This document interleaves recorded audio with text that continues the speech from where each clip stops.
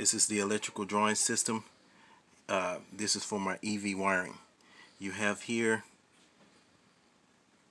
you have the main 480 part or high voltage section for your controller, which you go out to your motor, and your brake resistor or dynamic resistor, your safety through your circuit breaker and your safety contactor, and then you have your in-car drive enable e-stop with other safety components that will disable the drive.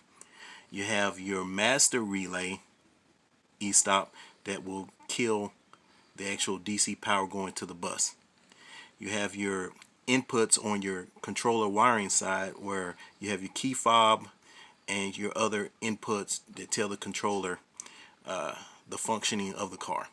The outputs control your lights as well as your run enable command.